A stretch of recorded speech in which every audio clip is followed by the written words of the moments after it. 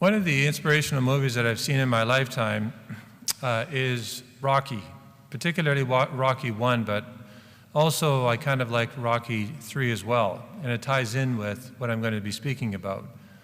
Rocky 1, if you haven't seen it, it's well worth watching. It kind of catapulted Sylvester Stallone into the movie world. It's a story of an unknown boxer upending a world champion because he is really hungry and, in fact, one could say almost starving for a victory. While at the same time, the world champion has kind of become lax. He doesn't prepare the way he should to really not only defeat this unknown, but to pummel him into the ground. You might say that's rather vicious, but that's what boxing is. You don't want to get into the ring, then don't get into the ring. It's like if you don't want to get into the kitchen, if the heat in the kitchen is too hot, then get out. That's what boxing is about. In the third installment, Rocky 3, the same thing happens to Rocky as what happened to Apollo in the first movie. He becomes rich, and now he's defeated by somebody who's hungry for a victory. And Rocky doesn't take it as serious as he should. Now, of course, because it's Rocky, he claws his way back, but still the point is made. Now, how is this relevant for the readings of this Sunday?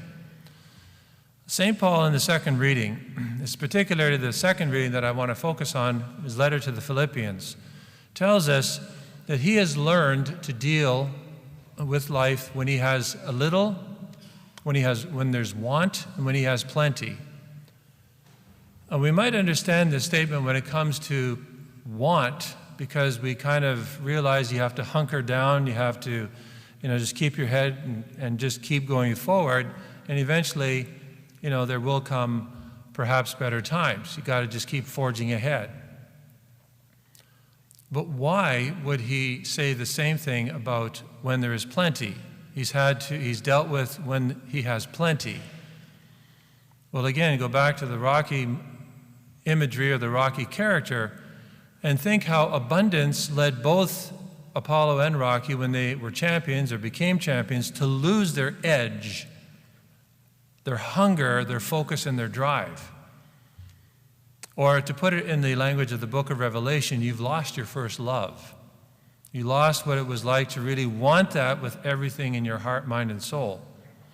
St. Paul, being a Jew and knowing not only his personal history but the history of his people, knew the same thing had happened corporately with the Jewish people. All you have to do is read the book of Judges. It's actually a good book as to why we need to evangelize and catechize every generation as if they knew nothing. Nothing. Even though we've inherited 20 centuries of Catholicism. It's not as if you start, with blank paper, but it's like every mind is like a blank piece of paper. When I mean don't start with a blank paper. We use catechisms and evangelization, the scriptures and so on. But our attitude has to be, this generation knows nothing. Not out of arrogance, but out of humility. Because the judges, when they were going through, in the period of the judges, they were in desperate situation. They prayed, they cried to God, he gave them a judge. They ascended spiritually and economically. The judge died and they fell like a rocket. They fell like a rock. And then they cried to God, they pleaded with him, and God gave them a judge, and they rose again, spiritually and materially. The judge died and they fell even worse. And this goes on, generation after generation. And when you read the book of Judges, you wonder, why didn't anybody get the point? Of course, they weren't reading the book of Judges, they were living it. But collective memory, the examination of conscience, is that we've got to learn something from this. Are we just going to be on a perpetual roller coaster? Is this kind of life? Paul would say, no, it's not. It can be if we're not wise, but it doesn't need to be. Look at our own society. All the decades of prosperity following World War II, the so-called baby boomer generation, this has seduced us into thinking that man will create some sort of utopia, that we will solve all of our problems science will give us all the answers we're looking for. And as a result of this has come, there is no God, or we are gods. We will create our own destiny, or we'll establish some sort of world paradise. Eventually. Maybe not now, but eventually. This was the lie and the deceit of people like Stalin and Lenin and Mao. All they did was murder people who got in their way. They were butchers. But we, in our own life, we think, well, they're butchers, but Roe v. Wade has resulted in millions and millions and millions of babies being slaughtered in the womb. They don't have any existence in this world anymore. And now we see what this is resulting in the United States. It's all about all of this stuff is about the right to have an abortion. To kill, direct intent to kill innocent human life has only one word: murder. At least for the last 20 centuries. But we want to redefine this as a right. So we can become blind to prosperity. Very easy. Anyone in their own personal lives can replicate this. Maybe not with abortion or that kind of thing, but it certainly can happen. So is there a solution to this problem? Paul says yes. He says, I can do all things in him who strengthens me. We have to stand on Christ. Christ has to be our foundation, and not wealth or want, or abundance or a lack thereof. But Christ has to be our fulcrum. He has to be our center. He has to be our foundation.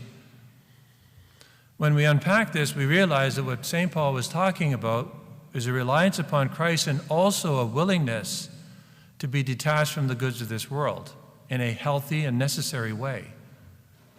Not to reject them or to be aloof, but precisely the opposite, to use them and even enjoy them so that they can be used properly.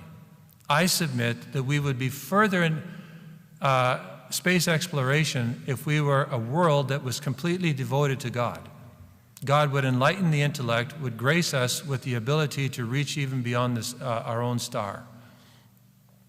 But what do? We spend hundreds of trillions of dollars every year in having to defend each other or trying to kill each other in armaments. I mean, the list just go on. We have the technology to feed the world's population 5 or 10 times. And yet we have all this population control effort going on. We deceive and lie to ourselves. You know, world organizations, the UN and so on. World population, got to keep the world's population down. We could feed the population 5 to 10 times easily with our technology. Greed, power, lust, all prevents this from happening. Paul says that when we establish Christ, when he is the center of our life, when we have him upon whom we stand and base our life, we assert him as the most important person in our life, then everything else will flow from this. Our families will be loved properly, and the needs of our community will look around and see how we can assist those who are disadvantaged or poor. We'll respect and protect the rights of those who are weak, and so on. This is one of the reasons why it is so important for us to cultivate what Catholic tradition has bequeathed to us as termed the spirit of sacrifice, or the spirit of mortification, to use a more technical term. Think back to the Rocky character. He defeats someone who has lost his hunger to stay sharp and always ready for the challenge because of wealth and fame. It's got him off track.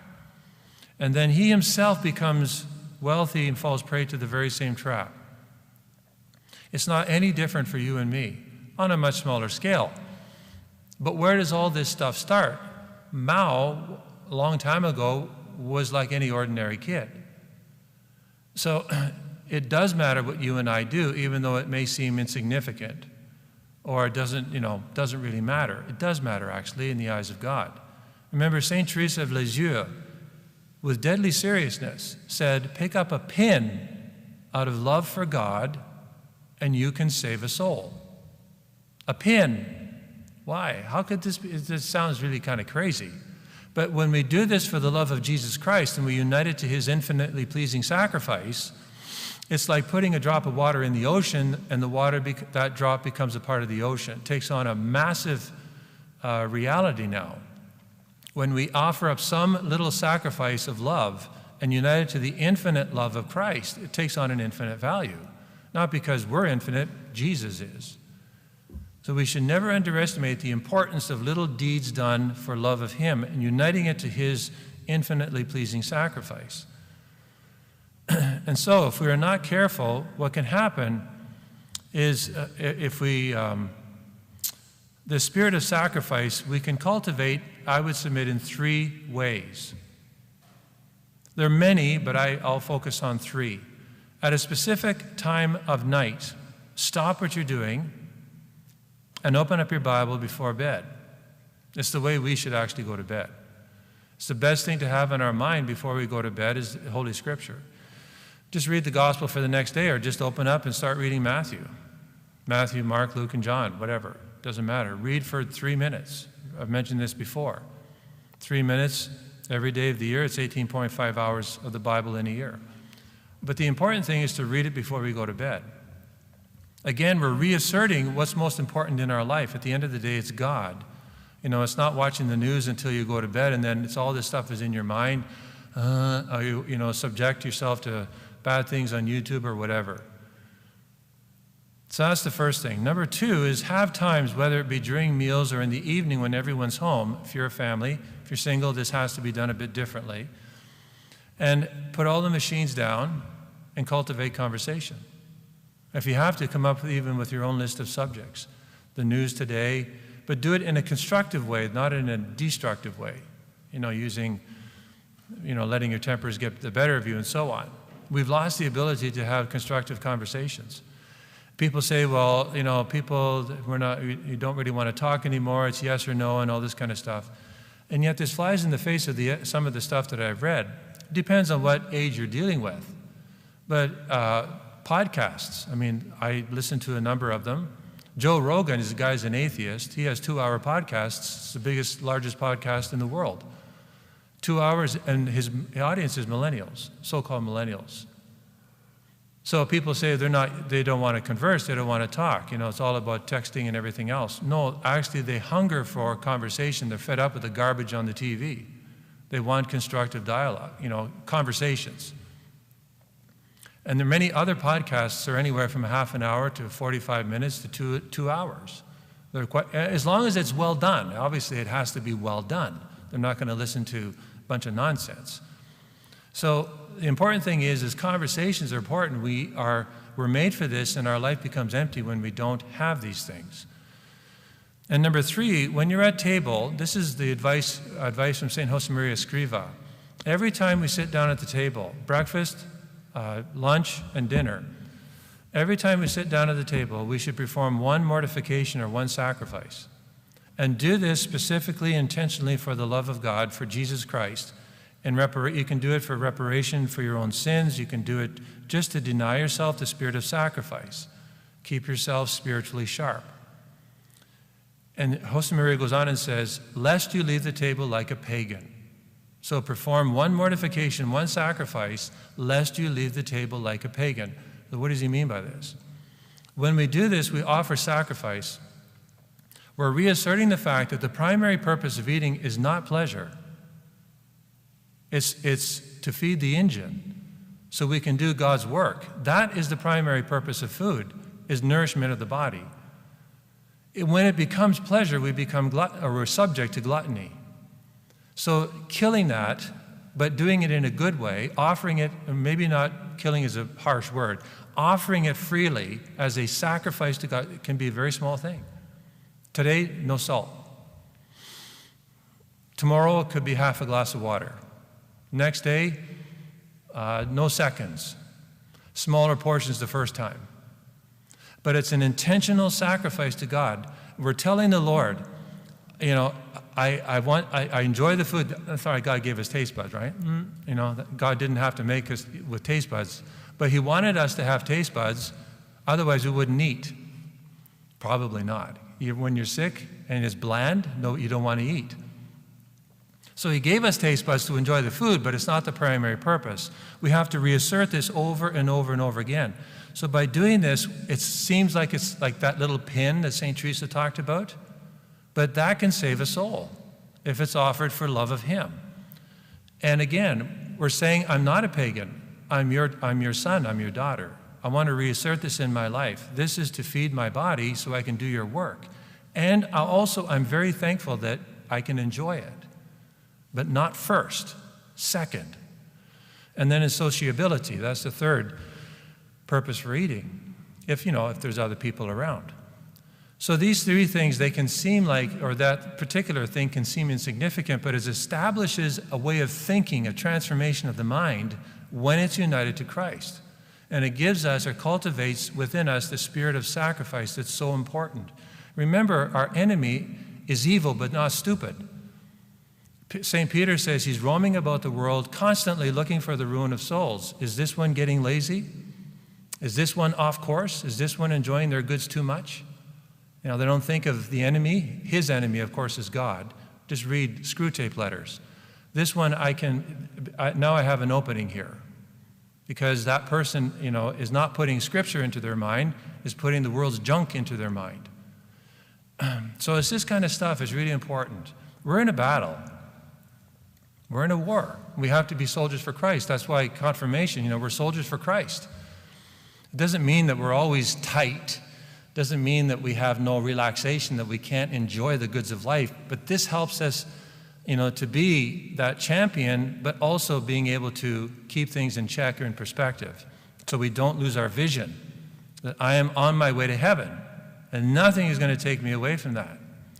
St. Paul learned the secret of what we call a steady approach to life, what the spiritual authors refer to as equanimity of soul, that we're like this rather than up, down, up, like a seesaw.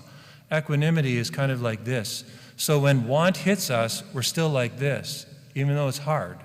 Paul was writing this letter in prison. These places were god-awful, horrible places, and he's writing this letter. So we have to keep that in mind as well. He's not writing it from a comfortable ivory tower.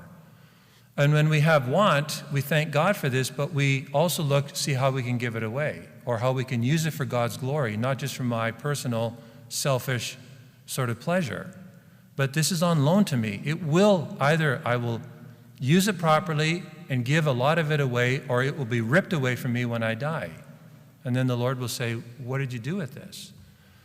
So it gives us a steady approach to life if we do these things, to deal with want and to deal with plenty. We need to accept being deprived of things, even though it does hurt. I don't like it. But then I have to think twice, catch myself and say, smarten up. Jesus has given you, a much greater thing. He learned to accept being deprived of things, but also not to be led astray by God when he had a lot of things or possessions or food given to him. So on this Thanksgiving weekend, let us intend to give thanks to God for all of his blessings, both spiritual and material, and resolve to be grateful to God when we have a lot and when we have a little.